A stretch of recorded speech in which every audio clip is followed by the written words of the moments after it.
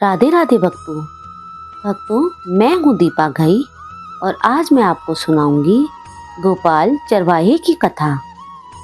पहले ऐसा होता था कि यदि कोई व्यक्ति गाय चराता तो गांव के लोग उसके घर पर अन्न भिजवा देते थे और अपनी गाय उसे चराने के लिए दे देते थे। इसी प्रकार ऐसे व्यक्ति को ग्वाला या चरवाहा कहा जाता था। इसी प्रकार एक गोपाल नाम के चरवाहे के दैन्यता से प्रसन्न होकर भगवान स्वयं मिलने आए उनसे। एक गोपाल नाम का चरवाहा रहता था। वह सैकड़ों लोगों की गाय चराता था और उसके घर अन्न व अन्य आवश्यक सामग्री भिजवा दी जाती थी। गोपाल चरवाहा न तो एक अक्षर पढ़ा लिखा था और न ही उसने कभी भगवान का नाम लिया था। कोई धार्मिक चर्चा नहीं सुनी थी। उसका परमार्थ से कोई संबंध नहीं था। वह बस गाय चराता, जंगल में रहता, उसकी पत्नी उसे भोजन पहुंचा देती और गांव वाले परिवार चलाने के लिए उसे सामग्री दे देते थे, क्योंकि वह सबकी गाय चराता था। न तो उसे किसी धर्म का ज्ञान था और न ही किसी साधना का। एक दिन उसने देखा कि जंगल से संतों की एक मंडली जा रही है, जो श्री राम जय राम जय जय राम, श्री राम जय राम जय जय राम का कीर्तन कर रही थी। उनके कीर्तन को सुनकर उसे बड़ा आनंद आया।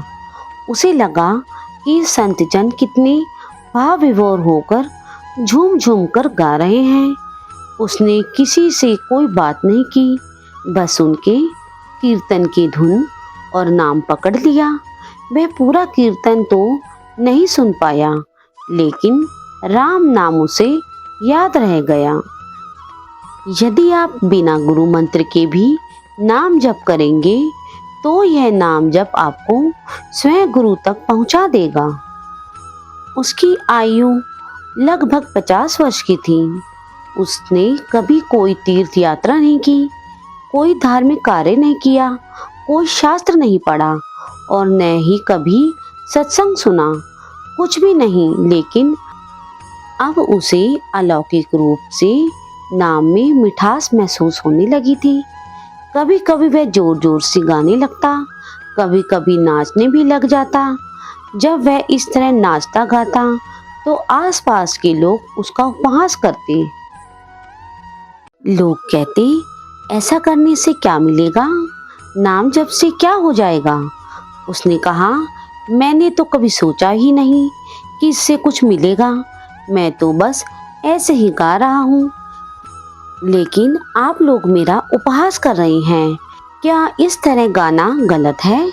मुझे तो अच्छा लगा, जैसे संत जन गा रहे थे, तो मैंने भी गाना शुरू कर दिया। क्या वाकई में आप लोग समझते हैं कि यह गलत है? उन्होंने कहा, तू मूर्ख है, तुझे क्या समझ आएगा। और ऐसा कहकर वे उसका मजाक उड़ाते। उसके मन में एक बात आई, कोई तो मुझे प्रमाण दे कि जो नाम मैंने संतों के मुख से सुना, क्या वह परम सत्य है? क्या वह परम सुखकारी है? क्या सचमुच इससे बैकुंठ की प्राप्ति हो सकती है? कोई तो ऐसा मिले जो यह सब मुझे बताए। जब किसी के हृदय में ऐसी सच्ची आकांक्षा उत्पन्न होती है तो प्रभु स्वयं मार्ग प्रशस्त कर देते हैं। ऐसे भाव से जब कोई पुकारता है तो भगवान मिल ही जाते हैं। एक दिन जब लोग उसका उपहास कर रहे थे, उसी समय उसने देखा कि एक परमहंस संत लगुंटी पहने, हाथ में कमंडल और दंड धारण किए हुए वहां से गुजर रहे हैं। वह दौड़कर उनके चरणों में गिर पड़ा और विनती करते हुए बोला, महाराज जी, एक बात बता दीजिए, जो राम राम मैं जप रहा हूँ उसी को लेकर लोग मेरा मजाक उड़ाते हैं। क्या इससे मेरा कल्याण होगा? क्या मुझे बैकुंठ की प्राप्ति हो सकती है? इस पर उस संत भगवान ने मुस्कुराते हुए कहा, बेटा, यह भगवान का अत्यंत मंगलमय नाम है, लेकिन मुझे लगता है कि अब तुम्हें एक सद्गुरु की आवश्यकता है। यदि तुम गुरु कृपा पात्र बन जाओगे तो उपहास करने वालों की बातें तुम्हारे मन को छू भी नहीं सकेंगी और निश्चित रूप से तुम्हें भगवत साक्षात्कार हो जाएगा। यह सुनकर वह भाव विभोर हो गया, उनके चरण पकड़ लिए और कहने लगा, महाराज आप ही मेरे गुरु बन जाइए, आप ही मुझे गुरु मंत्र दे दीजिए। संत बोले, बेटा मैं इस समय तीर्थ यात्रा कर रहा हूँ, अभी यह संभव नहीं है, लेकिन यदि तुम भगवान से सच्चे मन से प्रार्थना करोगे तो तुम्हारे कल्याण के लिए निश्चित ही तुम्हें तुम्हारे सद्गुरुदेव प्राप्त होंगे। बेटा तेरे ऊपर भगवान की विशेष कृपा है, क्योंकि तू संतों में श्रद्धा रखता है। मेरी बात पर विश्वास करना। तू एकांत में बैठकर रो पुकार कर प्रभु को बुला, तुझे सद्गुरु अवश्य मिलेंगे। इतना कहकर वे संत तीर्थ यात्रा के लिए आगे बढ़ गए। अब वह ग्वाला एकांत में जाकर साधना करने लगा। कभी वह पेड़ों पर चढ़कर दूर तक देखने की कोशिश करता कि कोई संत आ रहे हैं क्या, उसके लिए भोजन पहुंचा दिया जाता। वह खा लेता, गाय चराता और मन ही मन एक ही खोज में लगा रहता, मुझे मेरे सद्गुरु मिल जाएं। बहुत समय बीत गया पर उसका विश्वास कभी नहीं डगमगाया। उसे पूरा भरोसा था कि जैसा उस परमहंस संत ने कहा था, यदि तुम सच्ची भावना करोगे तो सद्गुरु अवश्य मिलेंगे। वह बात सत्य होकर रहेगी। और फिर एक दिन वही हुआ। एक तेजस्वी महात्मा तीव्र गति से उसकी ओर आते दिखाई दिए। उन्हें देखते ही उसके मन में यह बात उठी, ये वही हैं, यही मेरे सद्गुरु हैं। वह दौड़कर उनके चरणों में गिर पड़ा।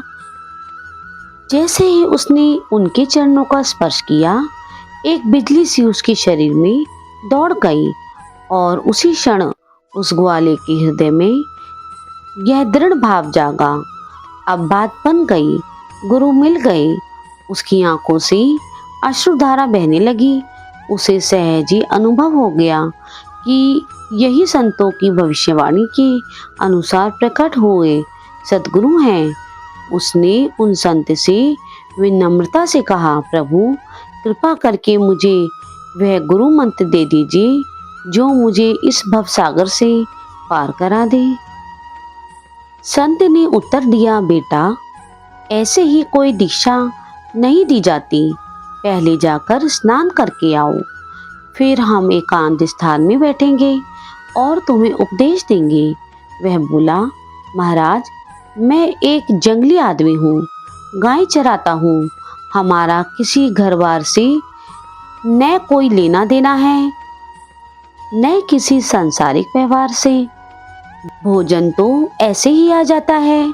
संत बोले, अच्छा तो पहले स्नान करके आओ। स्नान करके वह लौटा और दोनों एक वृक्ष के नीचे बैठ गए। संत बोले, मैं तुम्हें कुछ नियम दूंगा जिनका पालन तुम्हें करना होगा। वह बड़ी सरलता से बोला, महाराज मैं एक सीधा साधा गंवार आदमी हूँ, न तो मैं आपके सारे नियमों का पालन कर पाऊंगा, न किसी व्रत का, और न ही मैं कोई कठिन साधना कर सकता हूँ। आप देख ही रहे हैं मेरी हालत। 50 साल का हूँ, बिल्कुल अनपढ़ हूँ, कोई धर्म कर्म नहीं जानता, बस गाय चराता हूँ। मुझसे बहुत सारे नियमों का पालन नहीं हो सकेगा, लेकिन कृपा करके कोई एक नियम दे दीजिए और मैं वचन देता हूँ कि चाहे प्राण चले जाएं, उस एक नियम का पालन मैं अवश्य करूँगा। गोपाल की सरलता और दृढ़ निष्ठा को देखकर वे संत भगवान अत्यंत प्रसन्न हुए।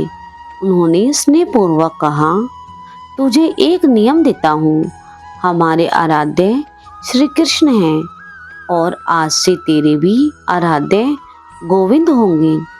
तेरे लिए यही नियम है, जब तक तुम गोविंद को भोग न लगा लो तब तक कुछ भी मत खाना। चाहे सूखी रोटी मिले, दूध मिले, छाछ मिले, जो कुछ भी मिले, पहले गोविंद को अर्पित करना, फिर भोजन करना। गोपाल ने तुरंत हाथ जोड़कर कहा, गुरुदेव, मेरे प्राण भले ही चले जाएं, लेकिन आज के बाद बिना गोविंद को भोग लगाए मेरी जीवा पर कुछ भी नहीं जाएगा। वह तो सीधा साचा हृदय वाला था। अब तो गोपाल आनंद में झूम उठा। उसे गुरुदेव मिल गए, गुरु मंत्र मिल गया और इष्ट देव गुरुदेव भी मिल गए। इसके बाद गोपाल के घर से भोजन आया। भोजन में केवल चटनी और रोटी थी। वे एकांत में एक वृक्ष के नीचे बैठ गया और प्रेम पूर्वक बोला, आओ गोविंद, भोग पाओ। अब गोपाल चरवाहा मन ही मन विचार करने लगा, श्री कृष्ण तो आ ही नहीं रहे हैं। गुरुदेव ने कहा कि बिना भोग लगाए कुछ खाना नहीं है। वह पूरे दिन भगवान की प्रतीक्षा करता रहा। वह सोचता रहा, गुरुदेव ने कहा था कि बिना भोग लगाए कुछ खाना नहीं है। वह पूरे दिन भगवान की प्रतीक्षा करता रहा। वह सोचता रहा, गुरुजी ने तो कहा था कि भगवान घट घट में विराजमान है, तो वे कहीं से भी प्रकट हो सकते हैं। वह भीतर ही भीतर जब करता रहा, बार बार कहता रहा, आओ भगवान, ये भोग पाओ। लेकिन प्रभु प्रकट नहीं हुए। रात्रि हो गई। जब देखा कि प्रभु नहीं आए तो उसने वह भोजन उठा लिया और गाय को खिला दिया। स्वयं भूखा ही रह गया। दूसरे दिन फिर उसके घर से भोजन आया। उसने पेड़ से एक पत्ता तोड़ा, उसे जल से शुद्ध किया और उस पत्ते पर भोजन सजाया। लेकिन प्रभु प्रकट नहीं हुए। रात्रि हो गई। जब देखा कि प्रभु नहीं आए तो उसने वह भोजन उठा लिया और गाय को खिला दिया। दूसरे दिन फिर उसके घर से भोजन आया। उसने पेड़ से एक पत्ता तोड़ा, उसे जल से शुद्ध किया और पत्ते पर भोजन सजाया। फिर वह भाव भरे स्वर में भगवान को पुकारने लगा, आओ प्रभु, गुरुदेव ने आज्ञा दी है कि बिना आपको भोग लगाए मैं कुछ भी ग्रहण नहीं कर सकता। लेकिन आज भी भगवान प्रकट नहीं हुए। शाम हो गई। उसने फिर वह भोजन उठाया और अपनी गायों को खिला दिया। स्वयं फिर से उपवास कर लिया। गोपाल चरवाहे की आयु 50 वर्ष की थी। वह दिन रात गायों के पीछे दौड़ता था और भूखा भी था। धीरे धीरे उसके शरीर की सामर्थ्य कम होने लगी। काफी दिन बीत गए। तीसरा दिन, चौथा दिन, पांचवा दिन, छठा दिन, सातवां दिन। वह बस यही सोचता रहा कि प्रभु, चाहे प्राण निकल जाए, हम गुरु की आज्ञा नहीं तोड़ सकते। अगर आप नहीं आएंगे तो मैं भूखा मर जाऊंगा, लेकिन गुरु की आज्ञा की अवहेलना नहीं करूंगा। वह केवल एक साधारण चरवाहा था। उसकी कोई भी पूर्व साधना नहीं थी, लेकिन गो सेवा के पुण्य और नाम जाप की कृपा से उसे संतों में विशेष स्नेह हुआ और गुरु कृपा से उसमें भगवान की दर्शन की इच्छा जागृत हुई। उनके शरीर की हड्डियां दिखने लगी। उनकी पत्नी ने पूछा, भोजन तो मैं रोज लाती हूँ, आप रोज मुझसे भोजन लेते भी हैं, क्या आप भोजन नहीं खा रहे हैं? उन्होंने उत्तर दिया, यह आपकी चिंता का विषय नहीं है। यहाँ से हमें यह शिक्षा मिलती है भक्तों कि हमें अपने गुरु द्वारा दिए गए साधनों को किसी से साझा नहीं करना चाहिए। वह केवल अंदर ही अंदर यह सोच रहे थे कि गुरुदेव ने कहा था कि गुरुदेव ने कहा था कि भगवान आएंगे और जब तक वे नहीं खाएंगे तब तक मुझे भी कुछ नहीं खाना। हालांकि उनके गुरु का उद्देश्य कुछ और था। गुरुदेव का कहना था कि आप भगवान को भोग लगाकर खाइए और भजन कीजिए, तो गुरु मंत्र के प्रभाव से आपके मानस पटल पर भगवान के दर्शन होंगे। लेकिन गोपाल सीधा साधा आदमी था, इसलिए उसने यह समझा जब तक भगवान खुद नहीं खाएंगे तब तक मुझे भी कुछ नहीं खाना चाहिए। 18 दिन बीत गए। गोपाल ने ना कुछ खाया और ना ही कुछ पिया। गोविंद भी अपने भक्तों को निहारते रहते हैं। 19वें दिन उनकी पत्नी भोजन लेकर आई और पूछा, क्या आपको कोई रोग हो रहा है? आप भोजन क्यों नहीं खा रहे हैं? क्या मैं रुक जाऊं आपकी सेवा के लिए, या आप घर चलिए? गोपाल ने कोई उत्तर नहीं दिया, बस कहा, आप घर जाइए, मैं ठीक हूँ। फिर उसने पेड़ से एक पत्ता लिया और उस पर जल छिड़का और भगवान से कहा, भगवान आओ, भोग पाओ। शाम हो गई और फिर वह भोजन गाय को दे दिया। वह विचार करने लगा कि अब तो मुझे मरना ही है। मेरे जैसे अधम के पास भगवान तो नहीं आएंगे, वे तो भगवान हैं, लेकिन मैं अपने गुरु के वचन को नहीं तोड़ सकता। मर जाऊंगा लेकिन गुरुदेव के वचन का पालन जरूर करूंगा। 27 दिन बीत गए। उसने कुछ भी नहीं खाया। ना चलने की शक्ति ही थी, ना पत्ता लाने की शक्ति, ना जल छिड़कने की। जिस पात्र में उसकी पत्नी ने भोजन लाया था, वह लेटे लेटे ही उसे खोला और कहा, प्रभु मुझे पता है कि आप इस शरीर से नहीं मिलेंगे। आप जान ले, मैं अपने गुरु की आज्ञा का उल्लंघन नहीं करूंगा। उनकी दशा देखकर पत्नी ने कहा, अब तो आप कहेंगे भी तो भी मैं नहीं वापस जाऊंगी। आपकी स्थिति मुझसे देखी नहीं जा रही। गोपाल ने इशारे से कहा, बस आज तुम चली जाओ, आज भर के लिए जाओ, फिर कल से जैसी तुम्हारी इच्छा। उसने महसूस किया कि आज शायद प्राण निकल जाएंगे। आज तुम जाओ, फिर कल से जैसा तुम्हारा मन हो। गोपाल के आंसू लगातार बह रहे थे। वह लेटे लेटे रो रहा था। धीरे से उसने भोजन का पात्र खोला। भोग को प्रभु को अर्पित करते हुए भीतर ही भीतर कहा, प्रभु अब या तो स्वयं आकर इस भोग को ग्रहण कर लो, या मुझे अपने धाम बुला लो। वहाँ मुझे अपने हाथों से खिला देना। यह मेरा अंतिम भोग है। तभी उसे एक स्वर सुनाई दिया, गोपाल।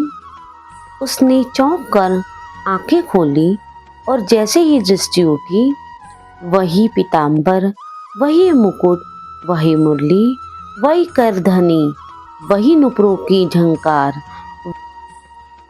वही ललित त्रिभंगी रूप जैसा गुरुदेव ने बताया था, वैसा ही अनुपम सौंदर्य लेकर प्रभु श्री कृष्ण गोपाल के समक्ष खड़े थे।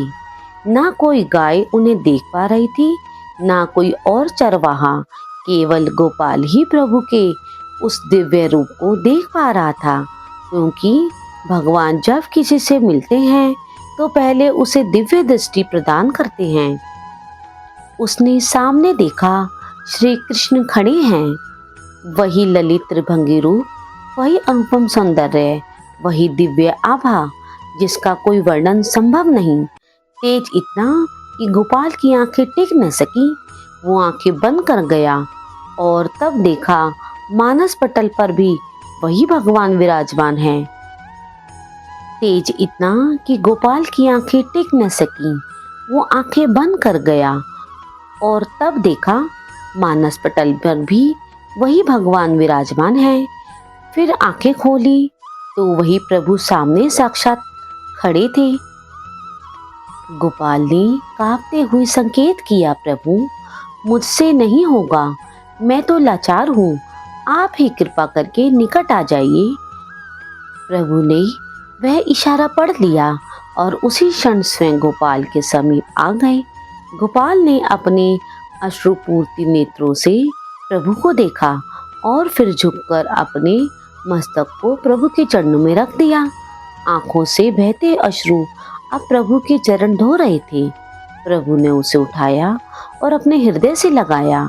उसी क्षण गोपाल का कृशकाय शरीर पुष्ट हो गया। उसके अंदर और बाहर का सारा दुख, संताप और क्लेश समाप्त हो गया। भगवान बोले, प्यारे गोपाल, अब तू रो मत। देख, मैं तेरे प्रेम में पकी हुई जो सूखी रोटियां हैं अभी पाता हूँ। भगवान बैठ गए और उसके घर की जो रोटी थी उसे पाने लगे। प्रभु बोले, गोपाल, मुझे त्रिभुवन का कोई भी भोग प्रसन्न नहीं कर सकता। मैं ऐसे ही प्यार भरे अन्न की चाह रखता हूँ। जो सच्चे हृदय से मुझे पुकारता है, मैं अवश्य उसको मिलता हूँ। जो प्रेम पूर्वक मुझे खिलाता है, मैं अवश्य उसका भोग पाता हूँ। मैं किसी भी वस्तु का कभी भूखा नहीं हूँ। अब तेरे जीवन में कभी दुख का लेश नहीं रहेगा। तू अब घर जा। अब किसी की गाय चराने की जरूरत नहीं है। कुल परंपरागत तेरे कुल में लक्ष्मी बढ़ती रहेगी। तुझे कुछ करने की जरूरत नहीं। गोपाल समझ ही नहीं पाया और भगवान हंसते हंसते अंतर ध्यान हो गए। अभी गोपाल मन भर के प्रभु को देख भी नहीं पाया था और कुछ वह कह भी नहीं पाया था और भगवान अंतर ध्यान हो गए। अब तो वह चिल्ला चिल्ला कर रोने लगा और विवश होकर आंख बंद की तो देखा कि भगवान उसके मानस पटल पर छाए हुए हैं।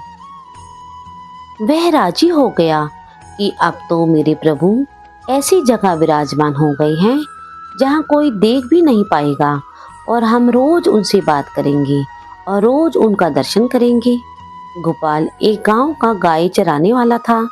उसे न तो किसी धर्म कर्म का ज्ञान था और न भक्ति का और न ही शास्त्रों का। फिर भी भगवान उससे मिलने आए और उसे हृदय से लगा लिया। भगवान को दैन्यता बहुत प्रिय है। जो सद्गुरु देव की आज्ञा का पालन करते हैं उनमें दैन्यता निश्चित रूप से आ जाती है और अहंकार गलित हो जाता है। भाई जी हनुमान प्रसाद पोदार जी कहते हैं कि प्रभु मुझे बुद्धिहीन बना दो। यह जो बहुत अधिक बुद्धि चलती है ना, इसकी कोई आवश्यकता नहीं। प्रभु हमारे हैं, हम प्रभु के हैं। नाम जाप करें, प्रभु का आश्रय लें तो भगवत प्राप्ति निश्चित है। भगवान ने गोपाल से कहा कि मुझे त्रिभुवन का कोई भी भोग प्रसन्न नहीं कर सकता। जिन्हें यह भ्रम है कि हम अधर्म से कमाकर 56 भोग लगाकर प्रभु को प्रसन्न कर लेंगे, वे प्रभु की इस बात को अच्छे से समझ ले। कभी एकांत में प्रेम से रोकर उन्हें खिला कर देखो। चाहे आप एक छोटी कटोरी में सब्जी और 2 रोटियां ही लो, लेकिन यदि दैन्य भाव से कहो कि नाथ, कहाँ आप और कहाँ मैं आपको कुछ कैसे खिला सकता हूँ, बस यही कहते जाओ और बीच बीच में जल पिलाओ। जैसा भाव आप रखोगे वैसा ही व्यवहार प्रभु आपके साथ करेंगे। मानो गोपाल के बहाने से प्रभु हमसे कह रहे हो कि उन्हें वास्तव में क्या चाहिए। हम तत्कालिक वर्तमान दुख को तो मिटा सकते हैं, लेकिन संपूर्ण दुखों का नाश केवल नाम जप से ही संभव है। देखो, गोपाल ने जब संतों की वाणी सुनी और राम राम का जप शुरू किया तो उसे गुरु मिल गए, और जब उसने गुरु की आज्ञा का पालन किया तो उसे भगवान की प्राप्ति हुई। धैर्य धारण करो, चाहे कितना भी कष्ट आए। आप पीछे मत हटो, फिसलो मत। माया अपनी पार्षदों को भेजेगी, पर जिस व्यक्ति, वस्तु या स्थान से प्रभु का चिंतन छूटे उसे कभी भी स्वीकार मत करना। भक्तों, धार्मिक कथाएं सुनने के लिए आप हमारे चैनल को लाइक करो, शेयर करो और सब्सक्राइब करो और कमेंट्स में राधे राधे जरूर लिखें। जय श्री राधे।